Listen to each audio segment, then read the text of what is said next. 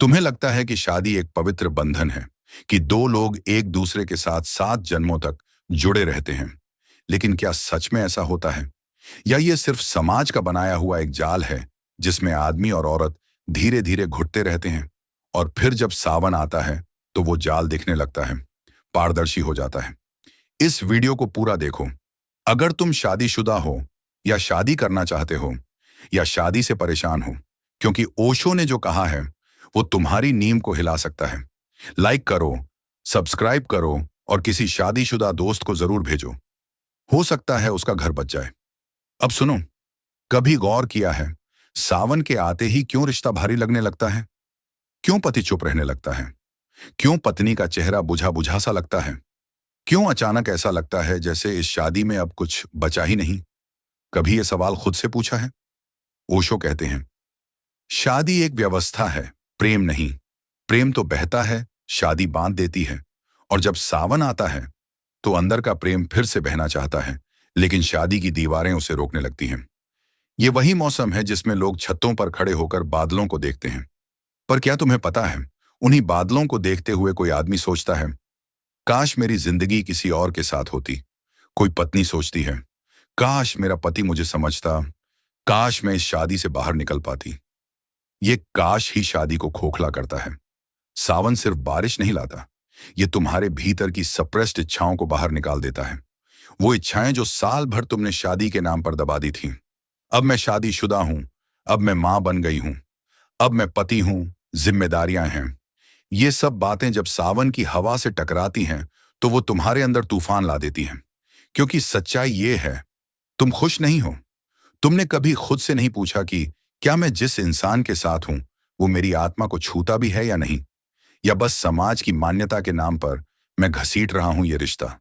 और जब सावन आता है तो तुम्हारा मन उस झूठ से इनकार करने लगता है। ओशो कहते हैं, मन को बांधो मत, क्योंकि जहां बंधन है वहां प्रेम नहीं पनपता। तुमने शादी को समझा ही नहीं। तुमने सोचा शादी कर लो, सब ठीक हो जाएगा। पर क्या हुआ? क्या तुम वही इंसान हो जो शादी से पहले था? क्या तुम्हारी आंखों में वही चमक है? क्या तुम्हारा दिल वही गाना गाता है जो तब गाता था जब तुम किसी से सच्चा प्रेम करते थे?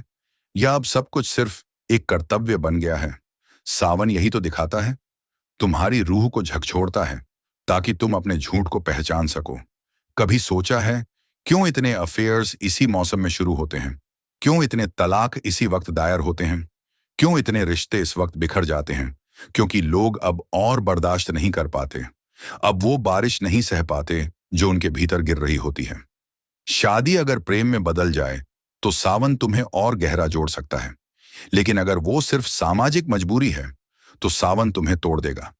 तुम्हारा मन ताजगी चाहता है, प्यार, अपनापन, समझदारी चाहता है। लेकिन शादी के नाम पर अगर सिर्फ ताना, झगड़ा और खामोशी मिली तो सावन में मन भागेगा कहीं और। ओशो कहते हैं, जिस रिश्ते में प्रेम नहीं वहां सिर्फ जिम्मेदारियां बचती हैं, और जिम्मेदारी प्रेम का गला घोंट देती है। अब सोचो, तुम्हारे रिश्ते में प्रेम है या सिर्फ जिम्मेदारी? अगर जवाब सिर्फ कर्तव्य है तो सावन तुम्हारा सबसे बड़ा दुश्मन बन सकता है। लेकिन अगर तुम सजग हो, अगर तुमने अपने रिश्ते को देखा है, उसकी गहराई को समझा है, तो सावन तुम्हारा सबसे बड़ा साथी बन सकता है। सवाल यही है, क्या तुम अपने रिश्ते को जी रहे हो या बस उसे ढो रहे हो? अगर तुम सच में चाहते हो कि तुम्हारी शादी बचे तो सबसे पहले खुद को जानो, फिर उस इंसान को जानो जिसके साथ तुम बंधे हो।